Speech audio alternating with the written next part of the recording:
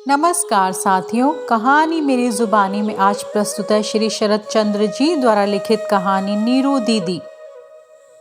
ढाका विश्वविद्यालय से D Litt की उपाधि लेने के लिए शरद चंद्र जी ढाका गए हुए थे। वहां उनके परिचित मित्र गए थे। नित्य किसी न किसी के यहाँ मेहमानदारी करते थे। एक दिन चारू बनर्जी के यहाँ मिलने के लिए गए थे। जब ये बात मोहित लाल मजूमदार को मालूम हुई, जो ढाका विश्वविद्यालय के बंगला के प्रोफेसर थे, तब वे अपनी नव प्रकाशित पुस्तक उन्हें भेंट देने के लिए आ पहुँचे। पुस्तक हाथ में लेकर जहाँ अपने संबंध में कुछ चर्चा देखी, उस पर अंगुलियां फेरते हुए शरद बाबू ने कहा, देखो मोहित, लोगों का कहना है कि मैं बंकिम का अनुरागी नहीं हूँ। शायद मैं उनकी नज़रों में बंकिम चंद्र के प्रति व्यक्तिगत द्वेष की भावना रखता हूँ। ये सुनकर मोहित लाल ने कहा, बंकिम चंद्र के उपन्यासों के संबंध में आपकी व्यक्तिगत राय क्या है? मैं जानना चाहता हूँ। आप खुलकर अपने विचार प्रकट कर सकते हैं, क्योंकि मैं ये जानना चाहता हूँ, बंकिम चंद्र के उपन्यासों में नारी चरित्र की सृष्टि में कवि कल्पना की जो भ्रष्टता है, उसका सबसे बड़ा उदाहरण आपने कृष्णकांत का वसीयतनामा नामक रचना में बंकिम के रोहिणी के परिणाम को जिस तरह प्रस्तुत किया है। शरद चंद्र जी ने जवाब दिया, देखो, जीवन के सत्य का कोई कितना ही बड़ा कवि क्यों ना हो, उल्लंघन नहीं कर सकता।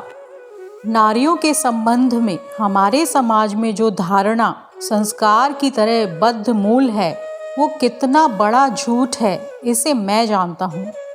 इसीलिए किसी कवि की दायित्वहीन कल्पना का अविचार मुझे बर्दाश्त नहीं होता। मुझे अपने गांव की नीरू दीदी की कहानी याद आ रही है। नीरू दीदी ब्राह्मण की लड़की थी, बाल विधवा। अपने 32 वर्ष के जीवन तक उनके चरित्र में किसी भी प्रकार का कलंक नहीं लगा था। सुशीला, परोपकारिणी, धर्मशीला, कर्मिष्ठा, इन सब के रूप में उनकी काफ़ी ख्याति थी। रोगियों की सेवा, दुखियों को सांत्वना, अभावग्रस्त लोगों की सहायता, यहाँ तक कि आवश्यकता पड़ने पर वो नौकरानियों की तरह दूसरों की सेवा करती थीं।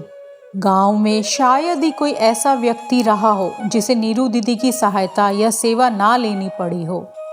उन दिनों मैं बहुत छोटा था, फिर भी अपनी उसी उम्र में नीरू दीदी के चरित्र और हृदय को देखकर उनके प्रति मुग्ध हो गया था।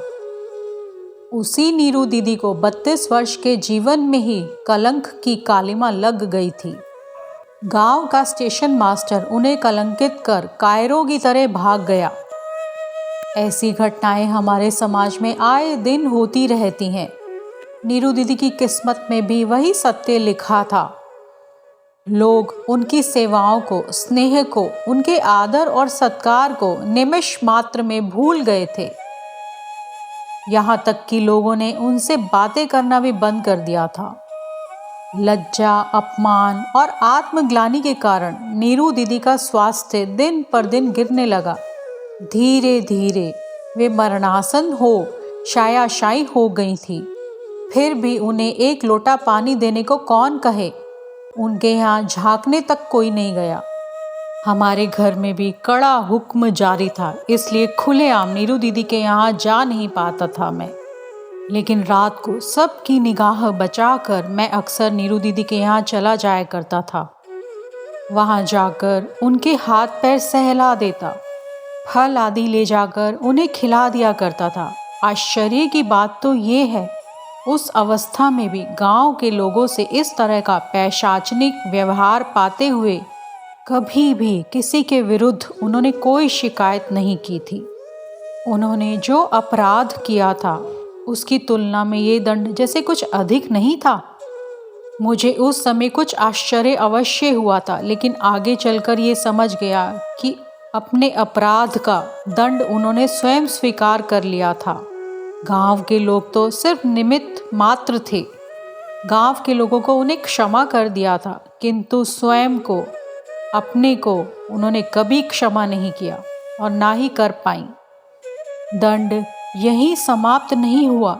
जब उनकी मृत्यु हुई तब उनकी लाश छूने भी कोई नहीं आया। डोम के द्वारा उनकी लाश नदी किनारे जंगल में फेंकवा दी गई, जहां सियार कुत्तों ने उन्हें नोच नोच कर खाया। शरद चंद्र जी का गला भर गया। कहानी समाप्त करने के पश्चात कुछ देर तक चुपचाप बैठे रहे, फिर धीरे से कहा, मनुष्य हृदय में जो देवता है उसकी इस तरह से हम बेइज्जती करते रहे हैं। रोहिणी का चरित्र और उसका दंड इसका नमूना है। कहानी सुनने के लिए आपका दिल से धन्यवाद। आपका दिन शुभ हो।